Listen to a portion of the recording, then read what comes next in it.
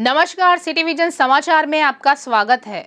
स्वास्थ्य एवं चिकित्सा मामलों के मंत्री हरीश राव ने कहा है कि शिशु के लिए ब्रेस्ट मिल्क अमृत के समान होता है। इससे शिशु स्वस्थ एवं किसी भी रोगों से लड़ने में सक्षम होता है। मंत्री हरीश राव ने शहर के पेटला बुरुज सरकारी अस्पताल में मां का दूध बैंक शुरू किया। उन्होंने कहा है कि मां के दूध से बेहतर कुछ नहीं है, वह अमृत के समान है। कई दिनों तक एनएसयू में रहने वाले बच्चों को मां का दूध उपलब्ध कराने की मंशा से पेटला बुरुज में मिल्क बैंक शुरू किया गया है। WHO पूरी दुनिया में 1 अगस्त से 7 अगस्त तक ब्रेस्ट मिल्क वीक मना रहा है।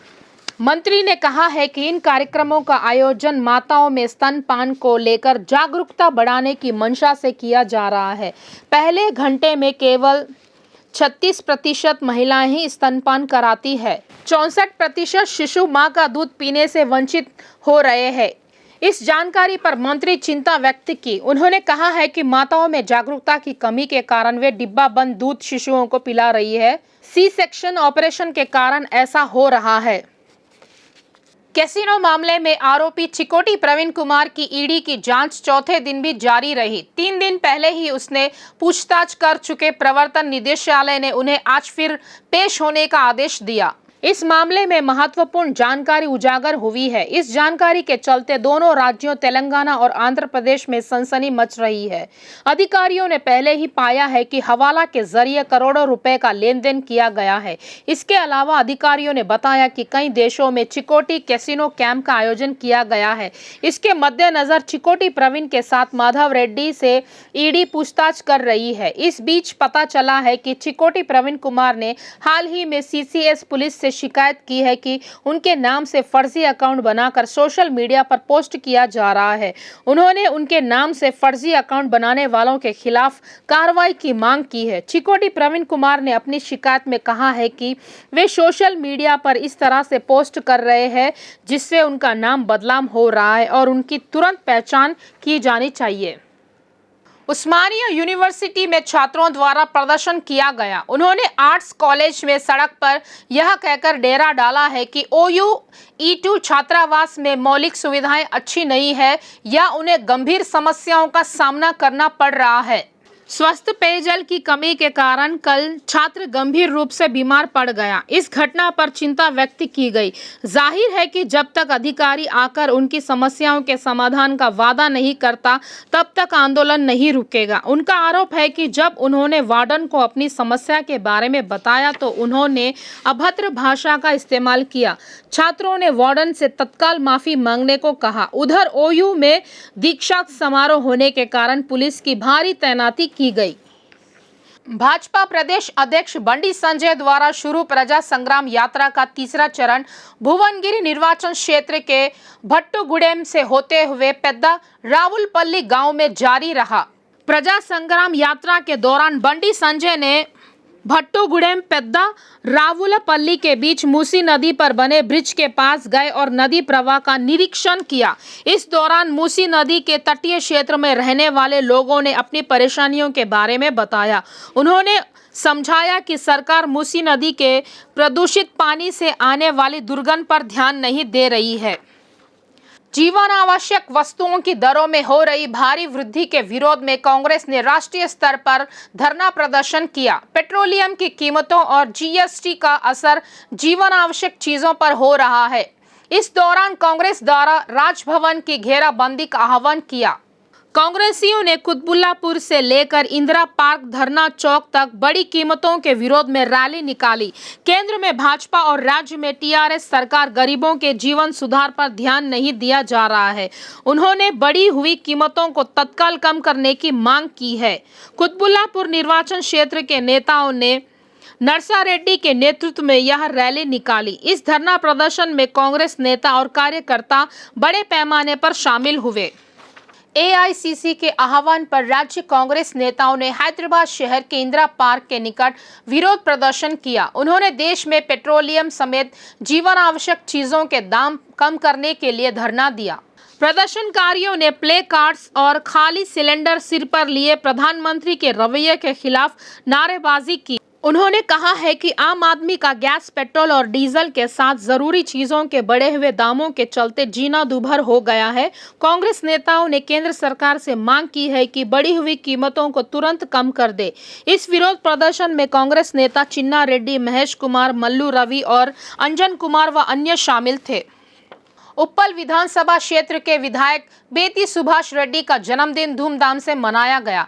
जन्मदिन के मौके पर टीआरएस कार्यकर्ताओं ने उन्हें उपहार देकर सम्मानित किया। इस दौरान श्री अभयांजनेयुलु स्वामी मंदिर में विशेष पूजा की गई। उन्होंने उनके जन्मदिन के अवसर पर बड़ी संख्या में एकत्रित हुए प्रशंसकों और कार्यकर्ताओं को धन्यवाद दिया। उन्होंने कहा है कि सीएम केसीआर के नेतृत्व में राज्य का हर क्षेत्र में सर्वांगीण विकास हो रहा है। इस कार्यक्रम में टीआरएस के वरिष्ठ नेता जनमपल्ली वेंकटेश्वर रेड्डी, गड्डम रवि कुमार, गारिकी सुधाकर और अन्य ने भाग लिया। उप्पल विधानसभा क्षेत्र में बोनालू उत्सव हर्ष और उमंग के साथ मनाया गया। सभी लोग परिवार के सदस्यों के साथ देवी माता मंदिर पहुंचे और दर्शन के बाद तीर्थ प्रसाद लिया। उप्पल की अन्नपूर्णा कॉलोनी में बीजेपी युवा मोर्चा के नेता गुमीडेली क्रांति कुमार के नेतृत्व में बोनालू महोत्सव फलों की गाड़ी के साथ भव्यता के साथ आयोजित किया गया। पूर्व मंत्री एवं हुजूराबाद विधायक इटेला राजेंद्र, दुब्बाका विधायक रघुनंदन राव और उप्पल पूर्व स्थानीय विधायक NVSS प्रभाकर ने फलाहार की गाड़ी जुलूस में मुख्य अतिथि के रूप में भाग लिया। उन्होंने इस जुलूस की शुरुआत की। इस दौरान इस फलाहार गाड़ी जुलूस में स्थापित देवी माता के विभिन्न अवतार ने सभी लोगों को प्रभावित किया। जुलूस ढोल, ताशे, संगीत, नृत्य और अन्य प्रदर्शन के साथ आगे बढ़ा। सत्ताधारी पार्टी टीआरएस ने आखिरकार अपने फैसले का खुलासा कर दिया है। इसने घोषणा की है कि वह उप राष्ट्रपति चुनाव में विपक्षी उम्मीदवार के रूप में चुनी गई मार्गरेट अल्वा का समर्थन करेंगी। टीआरएस ने हाल ही में संसद भवन में कल उपराष्ट्रपति के चुनाव के संदर्भ में इस फैसले की घोषणा की है। टीआरएस के सभी सांसदों को मार्गरेट अल्वा को वोट देने का भी निर्देश दिया गया है। इसके साथ ही उपराष्ट्रपति चुनाव में टीआरएस किसका समर्थन करेंगी, इसकी उम्मीद आखिरी दिन खत्म हो गई है। हालांकि उपराष्ट्रपति के चुनाव में कुल 788 सांसद अपने मताधिकार का प्रयोग करेंगे। मालूम हो रहा है कि हाल ही में हुए राष्ट्रपति चुनाव में टीआरएस ने विपक्षी उम्मीदवार यशवंत सिन्हा का समर्थन किया था। चुनाव में एनडीए के राष्ट्रपति पद की उम्मीदवार द्रौपदी मुर्मू विपक्षी उम्मीदवार यशवंत सिन्हा पर जीत के बाद अध्यक्ष चुनी गई। एनडीए उम्मीदवार द्रौपदी मुर्मू देश के सर्वोच्च पद पर विराजमान हुई है। 25 जुलाई को 15वें राष्ट्रपति के रूप में पदभार ग्रहण करने वाली मुर्मू ने भारत की पहली आदिवासी महिला राष्ट्रपति के रूप में एक रिकॉर्ड बनाया। उप्पल शिशु मंदिर के प्रधानाचार्य गुज्जला नरसिम्हा रेड्डी ने कहा है कि हर साल सरस्वती शिशु मंदिर के तत्वावधान में बच्चों को हिंदू सांस्कृतिक परंपराओं के बारे में जानकारी देने हेतु हिंदू त्योहारों का आयोजन किया जाता है। मेडचल जिला उप्पल निर्वाचन क्षेत्र के उप्पल शिशु मंदिर में वरलक्ष्मी व्रतम समारोह का आयोजन किया गया। महिलाओं ने इस समारोह में बड़े पैमाने पर भाग लिया और सामूहिक वरलक्ष्मी व्रत किया। उन्होंने कहा है कि तेलंगाना के सभी शिशु मंदिरों में वरलक्ष्मी व्रत का आयोजन किया गया। कीसरा ग्राम पंचायत के अंतर्गत अवैध निर्माणों को पंचायत अधिकारियों ने तोड़ा। 5 दिन पहले नोटिस देकर आज जेसीबी लाए और गिराए गए। कीसरा पंचायत सचिव सुनीता ने गांव में 25 अवैध मकानों के निर्माण की पहचान की है। इसी सिलसिले में आज गांव में 4 टीमों का गठन किया गया और 25 अवैध घरों को जेसीबी की मदद से ढहा दिया गया। कुछ मकान मालिकों ने अधिकारियों द्वारा अपने घरों को तोड़े जाने पर दुख जताया है। उन्होंने कहा है कि वे पहले ही काफ़ी पैसा खर्चा कर चुके हैं, इसीलिए उनके घरों को गिराना सही नहीं है। उन्होंने कहा है कि वे अपने घरों के निर्माण को ढहाने के बारे में सतर्कता अधिकारियों से पहले ही नोटिस ले चुके हैं। पंचायत अधिकारियों ने आम लोगों के घर तोड़े हैं, लेकिन आरोप लगाया है कि नाम मात्र के लोगों के घर तोड़े गए हैं। अधिकारियों ने चेतावनी भरे शब्दों में कहा है कि जो कोई भी अवैध निर्माण करेगा उसे ढहा दिया जाएगा। अब भी जो लोग घर बना रहे हैं उन्हें सलाह दी जाती है कि वे पंचायत से सभी अनुमति ठीक से ले और मकान बनाए। फाउंडेशन के सदस्यों ने कहा है कि वे श्री श्री श्री आत्मानंदमयी अम्मागारी के नेतृत्व में शिल्पकला मंच पर 7 अगस्त को मुफ्त सुषुम्ना क्रिया योग दीक्षा कार्यक्रम का आयोजन किया जा रहा है। विश्व प्रसिद्ध आध्यात्मिक गुरु श्री श्री श्री आत्मानंदमयी अम्मा गारू के नेतृत्व में आयोजित किए जा रहे सुषुम्ना क्रिया योग दीक्षा कार्यक्रम में शामिल होकर आशीर्वचन लेने को कहा। सुषुम्ना फाउंडेशन के सदस्यों ने बेगमपेट स्थित पर्यटन भवन में आयोजित मीडिया सम्मेलन में जानकारी दी। उन्होंने कहा है कि योग से तनाव से उभरने की सहिष्णुता, कौशल और मानसिक शांति के निर्माण में मदद करता है। सुषुम्ना क्रिया योग के अभ्यास के माध्यम से शारीरिक, मानसिक, भावनात्मक, सामाजिक और आध्यात्मिक उपचार प्राप्त कर सकता है।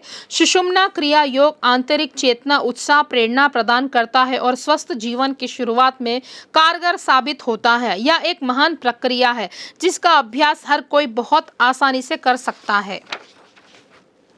Free mention lodge more land 25 संस्था द्वारा कहा गया है कि समाज सेवा की दृष्टि से इस माह की 7 तारीख को दुर्गाबाई देशमुख अस्पताल में निशुल्क प्लास्टिक सर्जरी चिकित्सा शिविर का आयोजन किया जा रहा है।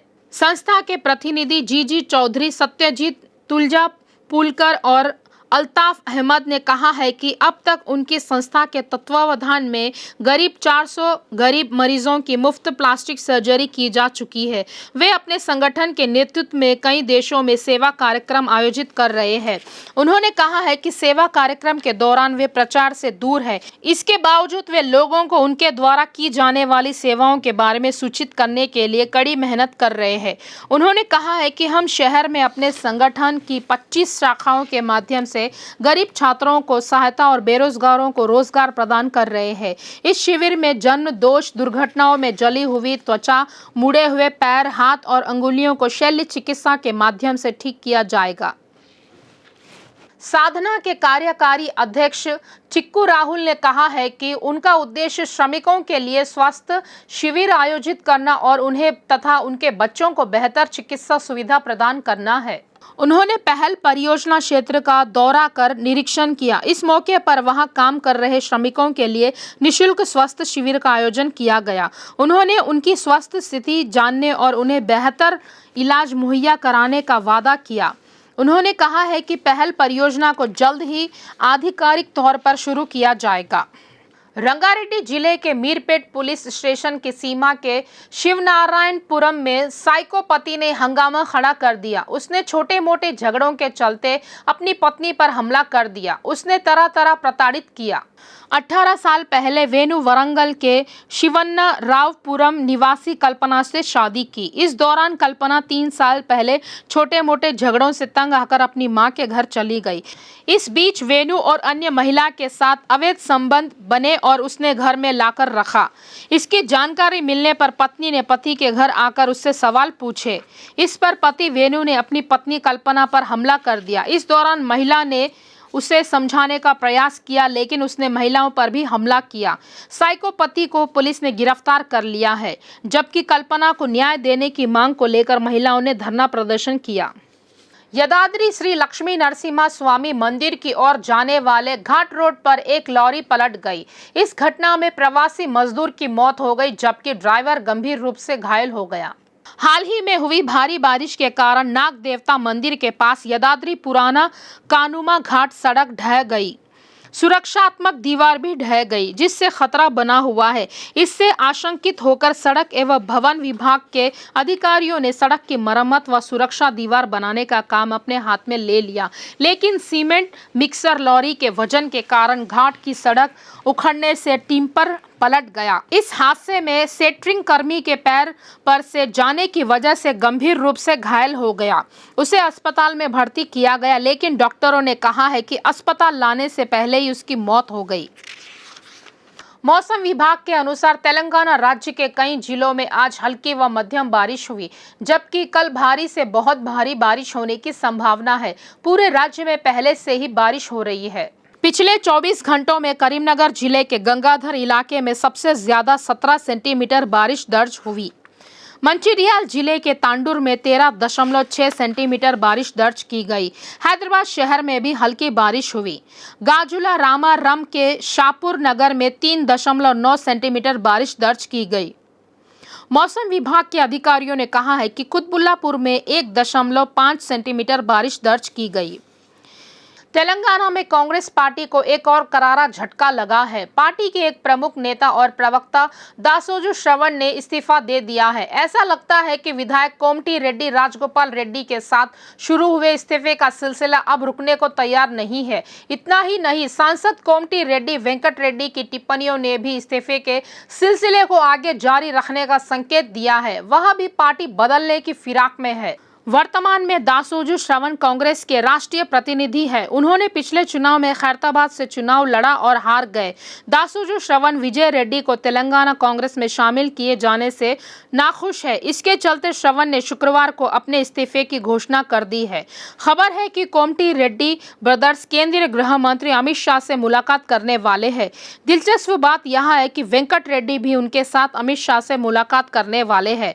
अमित शाह ने दोनों को अपॉइंटमेंट दिया है। कुल मिलाकर ऐसा लग रहा है कि इस बैठक के बाद वेंकट रेड्डी की ओर से कोई अहम ऐलान किया जाने की संभावना है। यह कांग्रेस पार्टी के लिए बड़ा झटका होगा। ये थे अब तक के ताजा समाचार। आगे के ताजा समाचारों के लिए देखते रहिए सिटी विजन लाइव।